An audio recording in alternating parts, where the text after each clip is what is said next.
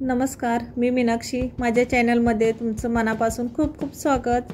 आज आपण इथे आलू पराठा बनवणार आहे. तर इथे मी 2 वाटी गव्हाचं पीठ घेतलेलं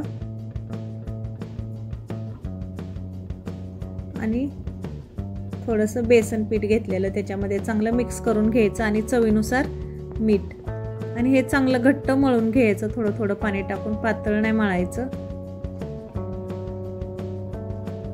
चांगलं घट्ट मळून घ्यायचं थोडं थोडं पाणी टाकून. हे बघा असं घट्ट मळून घ्यायचं. आणि इथे मी 2 बटाटे आहेत ना किसून घेणार आहे. म्हणजे तुम्हाला किती पाहिजे त्या प्रमाणात तुम्ही बनवू शकता. बघा असे एकदम किसून घ्यायचे.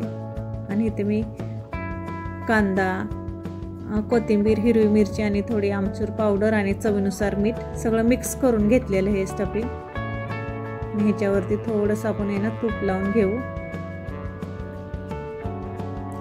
बघा असं मी आलू पराठा बनवलेला आहे. सकाळची खूप घाई होते डब्याची, मग मी काही तुम्हाला त्याच्यामध्ये स्टफिंग करताना दाखवलेलं नाही आहे. पण छान झालेले आलू पराठा. आता उन्हाळ्याचे दिवस चालू झालेत ना, मग चपाती भाजी खायचं आहे ना, खूप कंटाळा येतो. मग आज आलू पराठाच बनवलेला. मस्त दह्यासोबत छान लागलेलं. सोबत लोणचं पण होतं आणि थोडं टोमॅटो केचप पण होतं. असं मस्त झालेले एकदम. असे चांगले भाजून घ्यायचे तव्यावरती.